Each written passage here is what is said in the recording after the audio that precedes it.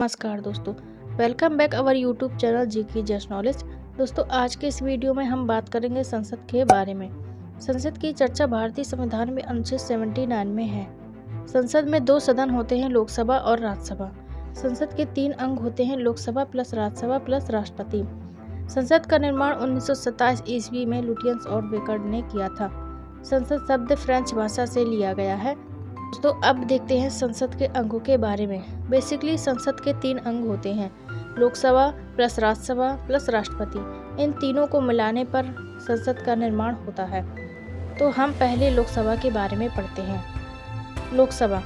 दोस्तों, लोकसभा की चर्चा भारतीय संविधान में अनुच्छेद 81 में दिया हुआ है। लोकसभा में प्रत्यक्ष निर्वाचन होता है, जिसमें जनता स्वयं वोट करके संसद के सदस्य चुनती है। लोकसभा को निम्न सदन भी कहा जाता है, क्योंकि राष्ट्रपति द्वारा इसे पूर्ण रूप से भंग किया जा सकता है। लोकसभा में सदस्य बनने के लिए न्यूनतम आयु 25 वर्ष होती है। लोकसभा का कार्यकाल 5 साल के लिए होता है और हर 5 साल बाद लोकसभा चुनाव होते हैं। पिछले 2019 के बाद 2024 में, जो कि वर्तमान में लोकसभा के चुनाव हो रहे हैं, जिसमें कि पीएम की नियुक्ति की जाती है। लोकसभा में सीटें। दोस्तों, लोकसभा में सीटें देखते हैं।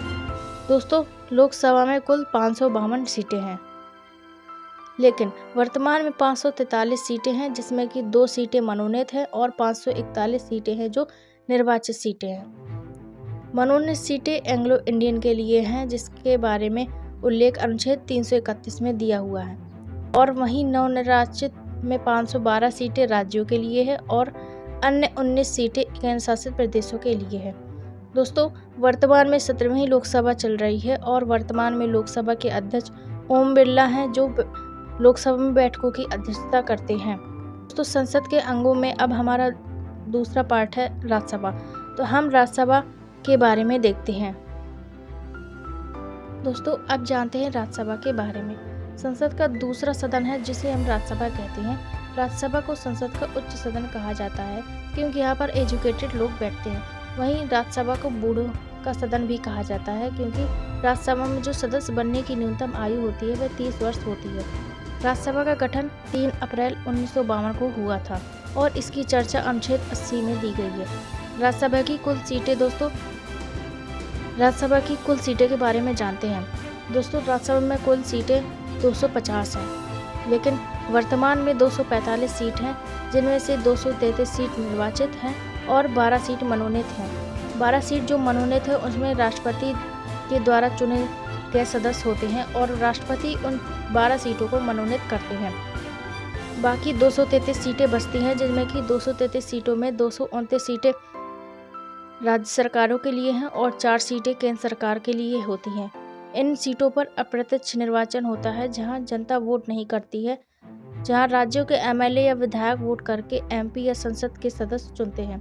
राज्यसभा का कार्यकाल 6 वर्ष का होता है। राज्यसभा को संसद का स्थायी सदन भी कहा जाता है, क्योंकि इसे राष्ट्रपति द्वारा पूर्ण रूप से कभी भंग नहीं किया जा सकता। अगला अंग है हमारा राष्ट्रपति। तो हम राष्ट्रपति के बारे में पढ़ते हैं। दोस्तों, चलिए जानते हैं अब राष्ट्रपति के बारे में। राष्ट्रपति भारत का प्रथम नागरिक होता है। वह राष्ट्र का प्रथम नागरिक होता है। भारत के राष्ट्रपति द्रौपदी मुर्मू हैं, जो 15वें नंबर के राष्ट्रपति बने हैं। राष्ट्रपति भारतीय संविधान के भाग 5 और अनुच्छेद 52 से लेकर 61 तक चर्चा दी गई है। चलिए जानते हैं राष्ट्रपति से रिलेटेड सारे अनुच्छेद एक एक करके देखते हैं। दोस्तों, राष्ट्रपति के अनुच्छेद हम नेक्स्ट पार्ट में देखेंगे, जिसमें कि राष्ट्रपति के सारे अनुच्छेद 52 से 61 तक पढ़ेंगे। तो आप नेक्स्ट पार्ट में ज़रूर बने रहिएगा। ऐसी नॉलेज के लिए वीडियो को लाइक शेयर सब्सक्राइब जरूर करें। तब तक के लिए मिलते हैं नेक्स्ट वीडियो में। धन्यवाद। Thank you so much.